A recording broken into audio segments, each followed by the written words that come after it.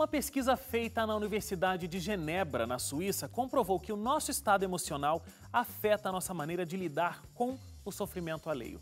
Além disso, um estudo feito na Universidade de Harvard, nos Estados Unidos, concluiu que um comportamento positivo diante da vida é capaz de impulsionar qualquer pessoa ao sucesso. Vamos falar sobre felicidade. Vamos falar. Vocês estavam brigando, eu não sei se deu para perceber. Eu estou estudando aqui e ela quer tomar de mim o meu aparelho. Você está muito feliz hoje, Suzane? Nossa, eu estou muito feliz. Nada vai me abalar hoje. Vamos falar sobre isso.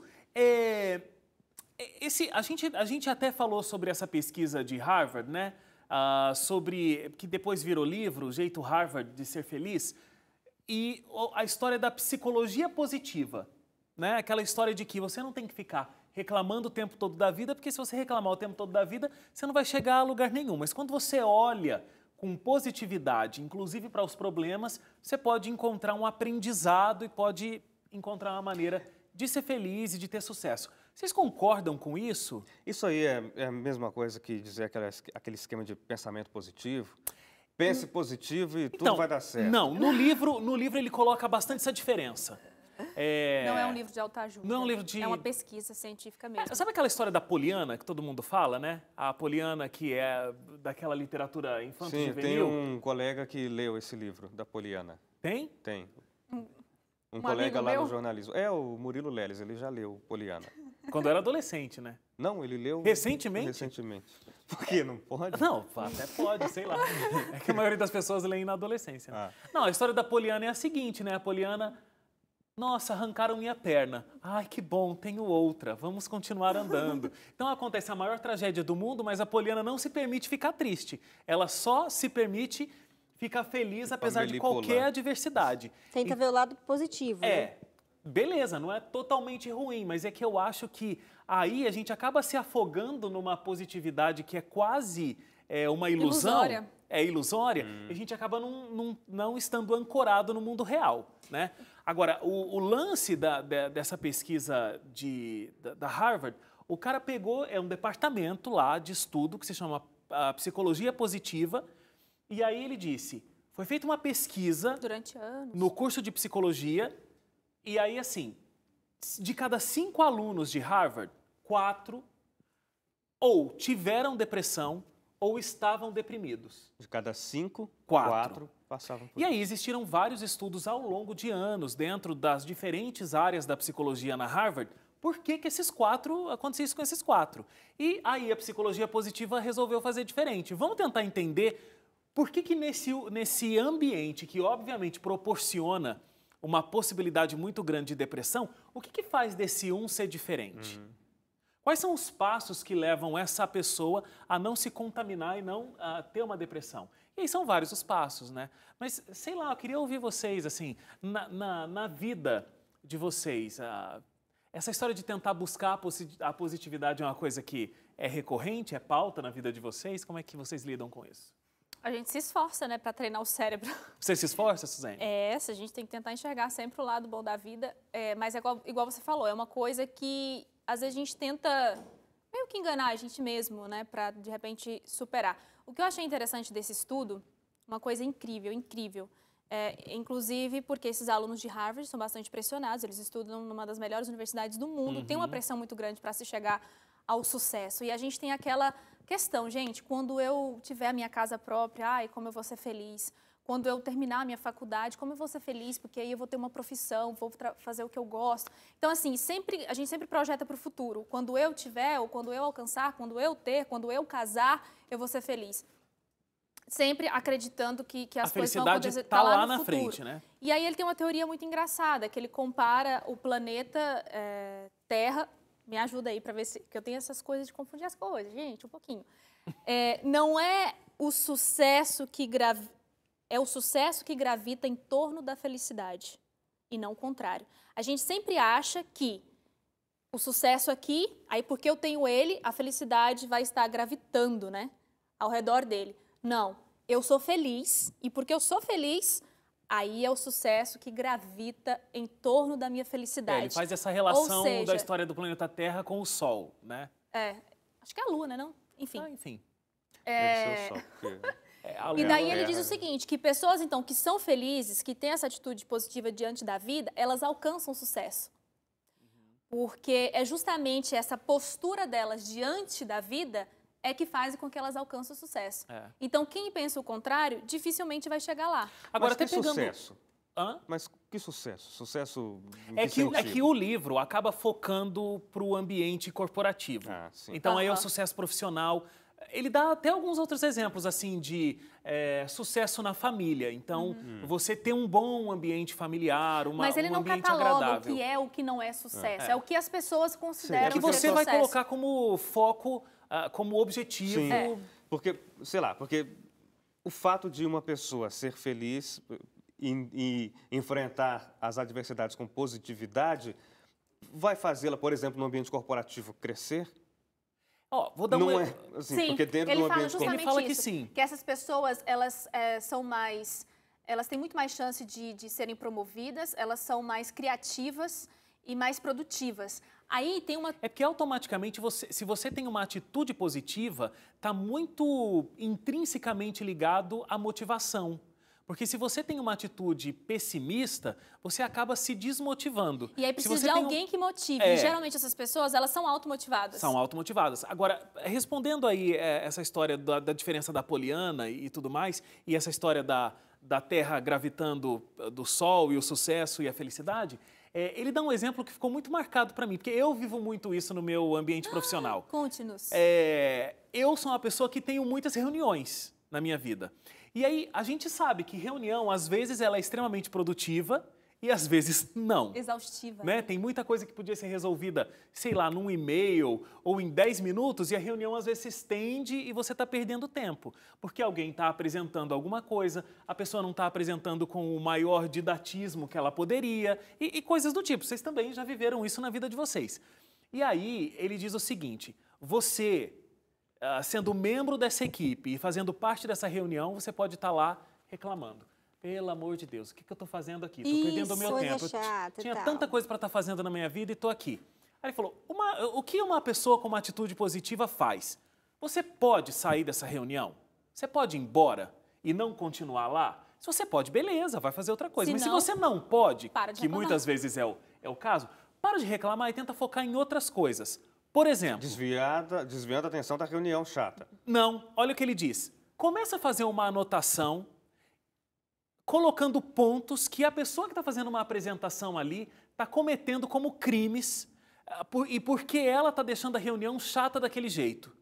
Faça anotações sobre isso e quando for a sua vez de fazer uma apresentação ou quando for a sua vez de conduzir uma reunião, você vai aprender com aquele erro. Mas essa reunião não vai ter solução. Essa não, mas você aproveitou a reunião de um jeito completamente diferente. Você não ficou reclamando. Você fez essa reunião de alguma forma ser produtiva para você. Entendi. O pensamento do positivo acaba sendo prático, né? Dá para fugir dali? Não dá. Então, para que ficar naquela melancolia, reclamando e tudo mais? É verdade isso. E tem uma técnica... Faz sentido. Uma outra técnica, eu não sei se essa é mencionada no livro, o Wagner pode até ajudar. Chama linha de lousada ou lousada, uma coisa assim. Estava lendo sobre isso, eu achei interessantíssima. A técnica é o seguinte, você tem que ter 3 ações positivas para uma negativa. Como, por exemplo, essa de reclamar, reclamar, enfim. Então, você tem que ter 3 positivas, 3 ações legais para uma negativa. E se a pessoa alcança isso aí, essa de 3 para 1, ótimo, porque geralmente as pessoas estão abaixo dessa linha de lousada.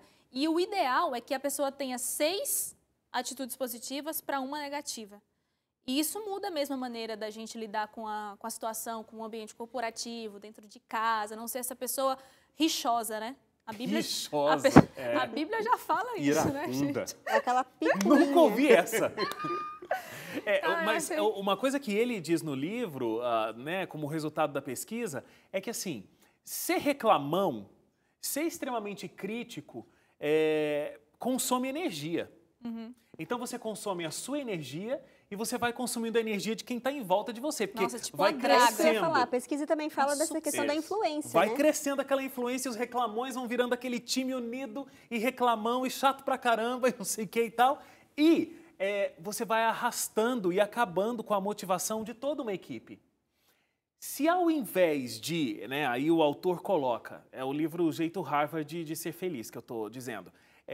Se você, ao invés de se derramar no poço das críticas e da reclamação e você pudesse buscar tentativas de solucionar o problema, você está desviando a tua energia para alguma coisa que pode trazer um resultado positivo. Porque a reclamação, ela vai simplesmente minar a sua motivação e a do outro, e não vai impactar no resultado positivo no final das contas. Ou seja, não deu em nada.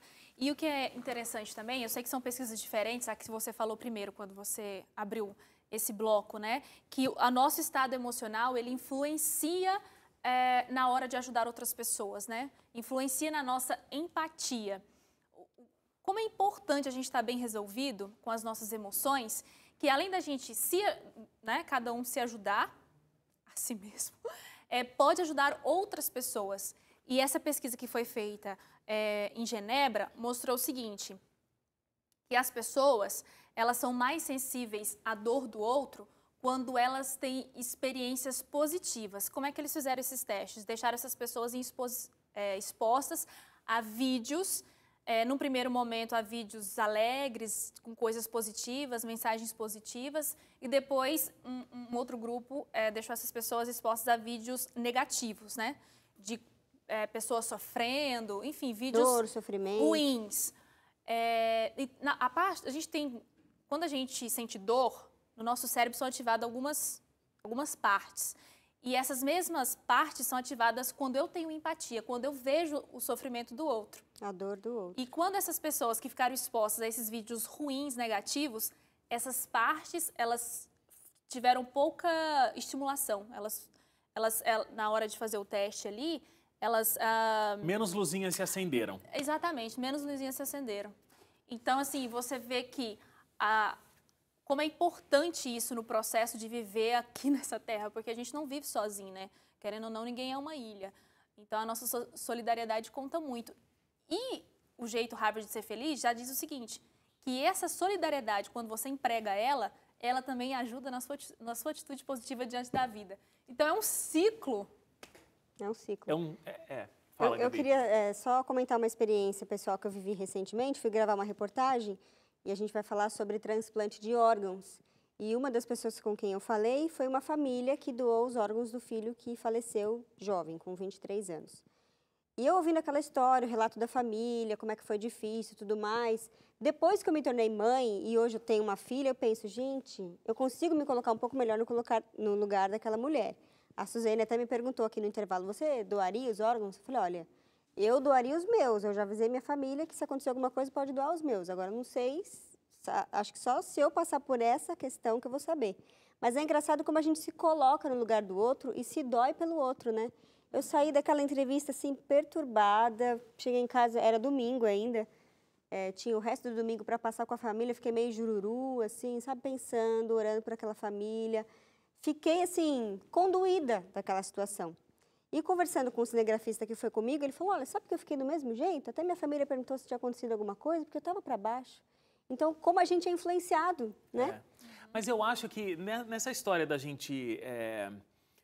a empatia, ela está ficando cada vez mais rara e cada vez mais curta nas relações. Não sei, se vocês discordam de mim, podem discordar. Eu acho que está ficando cada vez mais difícil, porque a gente está vivendo uma realidade muito dentro do nosso universo. Então, a gente é cobrado por muitas coisas, a gente tem que ter muito resultado para muitas coisas, entregar muita coisa. A gente está vivendo, né, uma era como nunca antes de redes sociais, onde o que eu faço é importante, o que eu vivo é importante. A era do selfie, né? A era do selfie, é eu mesmo, pensando em mim mesmo, para mim mesmo, como fim. E aí, o outro não significa muito para mim. É interessante, às vezes você vai falar com uma pessoa... E você vai falar uma coisa que aquilo está assim, no fundo da sua alma, ou uma coisa muito feliz, ou uma coisa muito sofrida, e você vai ter que dividir aquela situação com a pessoa, e a pessoa simplesmente... isso não é nada. Ok, tranquilo. Mas vamos falar aqui sobre o... Entendeu? Parece que a pessoa não está dando consideração ou importância para o teu sentimento, o que você está vivendo, e mais uma vez... vamos lá para o resultado, porque isso é que é importante. A gente está virando cada vez mais robô, sabe? E eu acho isso muito estranho. E de acordo com a teoria, essa atitude são de pessoas que, de alguma forma, não estão com a sua saúde emocional ok. Por quê? Quando eu já estou sobrecarregada dos meus problemas, como você disse, das minhas pressões, dos meus dilemas, e eu encontro outra pessoa que quer compartilhar os dilemas dela comigo, eu penso, cara, os meus ombros já estão pesados, não quero saber dos seus problemas, já está pesado para mim. E a pessoa bem resolvida está com seus ombros leves, ela pode receber os seus dilemas, ela pode receber os seus problemas e dizer, ok, estou te ouvindo, se apoia aqui em mim e dá um conselho, etc e tal. A gente está numa psicologia muito louca aqui, né? Um monte de charlatão no sofá nesse momento. Charlatão? Psicólogo charlatão. Mas assim, é que eu não preciso resolver o problema da outra pessoa, né? Não precisa, Vamos supor que o Hélio... Eu acho que esse é o caminho, não é... O Hélio... A pessoa quer ser ouvida. É isso aí. A pessoa quer ser ouvida e ela quer, de repente, uma palavra de conforto, uma palavra de até, assim... humanidade. Às vezes palavra nenhuma, só um abraço. Mas olha, essa semana eu tive uma experiência. Vamos contar experiências. Eu tive uma pessoa veio... 50 segundos. E a direção mandou eu parar de falar. Uma pessoa entrou na minha sala para falar um outro assunto, um assunto profissional. E aí, o assunto profissional levou a falar de alguém que estava doente. E a pessoa ficou muito emocionada. Bom... A gente terminou de falar o assunto profissional, porque o assunto da pessoa doente foi só uma ponte ali, mas aquilo ficou, obviamente, na minha cabeça, porque a pessoa até se emocionou por conta daquela que estava doente e tal. E quando ela saiu da sala, eu falei assim, qual é o nome dela? Porque, nossa, eu fiquei impressionado com aquilo que ela estava, com aquilo que você me contou e tal, gostaria de, inclusive, orar por essa pessoa e tudo mais. A pessoa tomou um susto. Ela falou, nossa, muito obrigado que você está se importando. Olha aí que legal. É isso que... Para de me cortar. É isso que a pessoa tá buscando, entendeu? Não fiz nada, não resolvi o problema da pessoa. Mas só dizer nada. isso. Agora, o fato de a pessoa perceber que você se importa faz toda a diferença. Incrível. Só às vezes que a gente realmente tem que fazer alguma coisa. Alguém te pede uma ajuda financeira e você... Vou orar. Vou orar por você, não resolve Não adianta nada. nada. Ajuda também com dinheiro. Não ajuda não, tem que ser com dinheiro. Que pena que a redação acabou, né, gente? Já? Já, você Quem acredita? que termina esse programa? Sou eu. Mentira, tô brincando, tá na hora de encerrar Sou mesmo. eu, Wagner, que determino. Gente, obrigado, Gabi. Imagina, espero ter colaborado um pouco, né? Com Não falei certeza. tanto quanto o nosso colega, que geralmente senta aqui. né? Não, mas substituir o leite no tanto que ele fala é impossível mesmo. Então tá bom. Mas teve qualidade, viu, Gabi, mesmo não tendo quantidade. Tá certo. Obrigado, Hélio, obrigado, Suzane, até semana Tchau. que vem. Valeu, See you. gente, obrigado pela sua companhia. A gente se vê na próxima semana aqui no Redação Novo Tempo.